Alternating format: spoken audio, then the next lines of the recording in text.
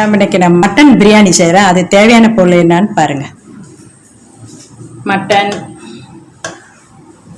புதினா நான் ஒரு கட்டு எடுத்திருக்கேன்.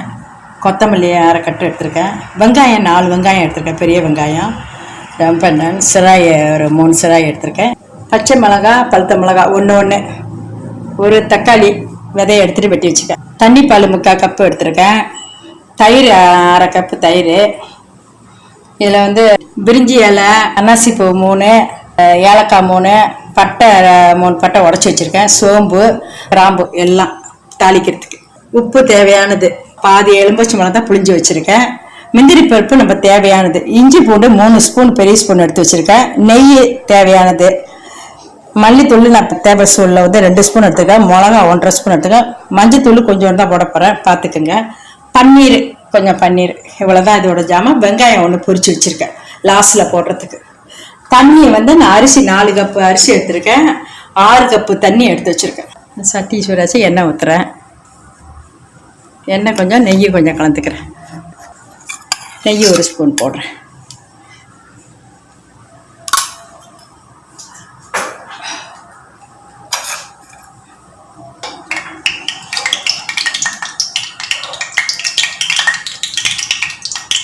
தாளிப்ப அந்த வாசனை பொருள் போடுறேன்.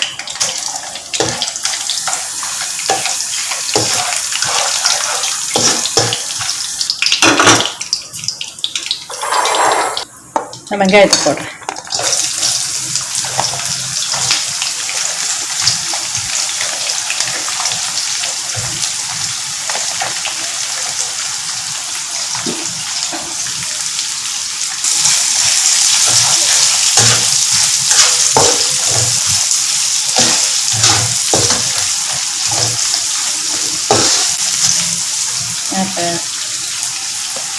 பண்டை நிலையும் சிராயம் போடுறேன். பச்சை மிளகா, பழுத்த மிளகா போடுறேன்.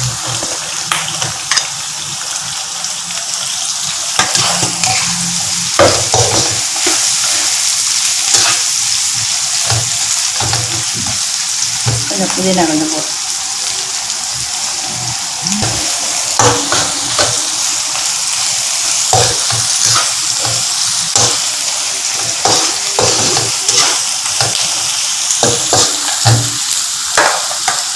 வெங்காயம் வேகிறதுக்கு கொஞ்சம் உப்பு போடுறேன்.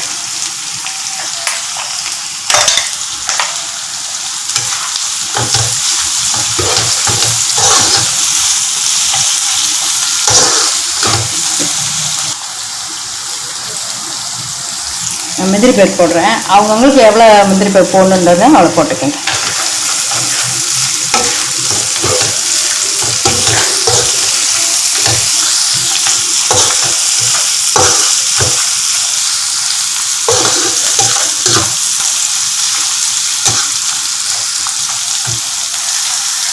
இப்போ தக்காளியை போடுறேன்.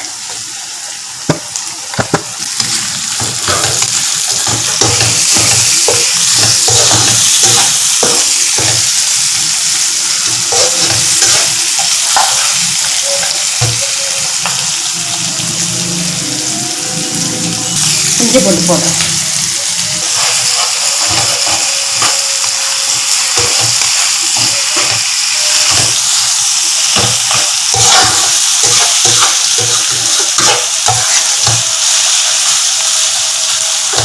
அனலை குறைச்சிட்டு இந்த தூள், மல்லித்தூள்லாம் எல்லா தூளும் போடுறேன்.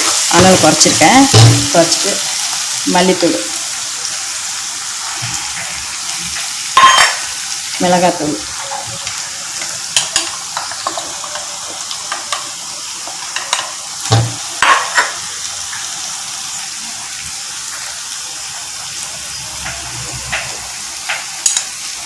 மஞ்சத்தூள்,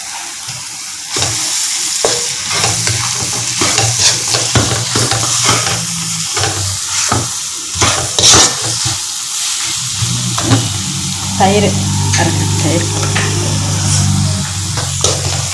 தயிர் போட்டிருக்கேன். இப்போ தண்ணி பால்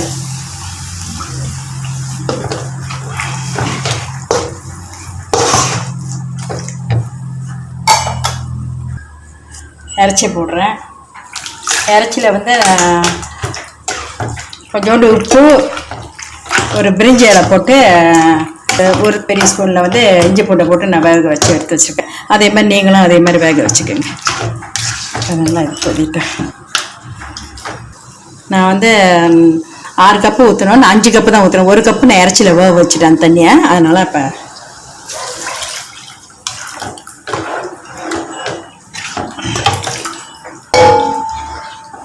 நல்லா இது கொதிட்டோம். அந்த உப்பு பார்க்குறேன் சரியாக இருக்கா.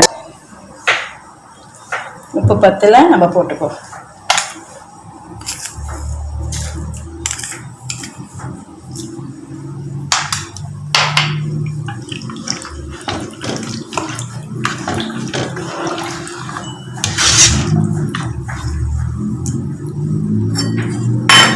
அது கொதிணும்.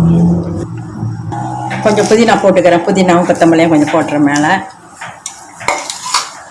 போட்டு. பொரிச்ச வெங்காயம் இருக்குல்ல, அது கொஞ்சம் போட்டு அப்புறம் கொஞ்சம் போட்டுக்கலாம்.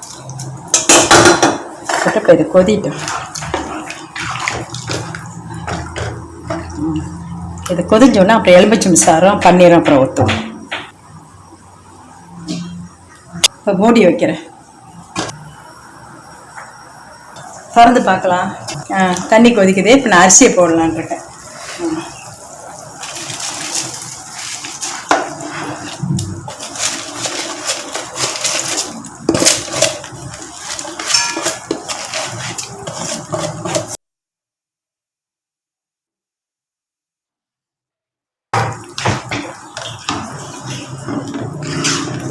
உப்பு போதுதான்னு பார்ப்போம். உப்பு பத்தல, நான் கொஞ்சம் உப்பு போட்டுக்கிறேன்.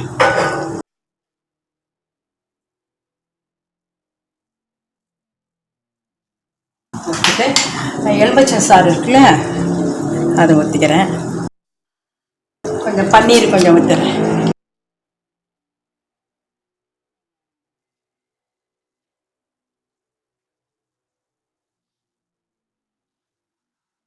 புதினா கொத்தமல்லி எல்லாம் போடுறேன்.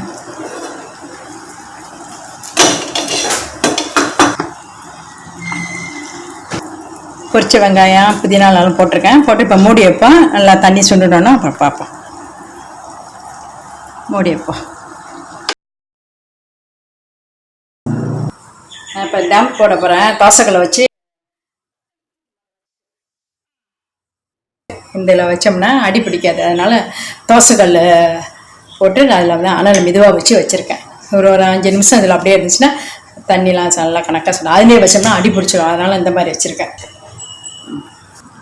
மூடி எடுத்துகிட்டு நம்ம பார்ப்போம்.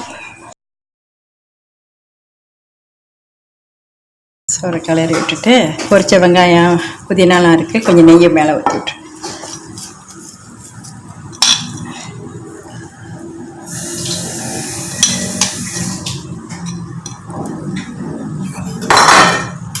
நெய் ஒரு ஸ்பூன் நெய்யை நான் மேலே அப்படியே மேலே ஊற்றுறேன்.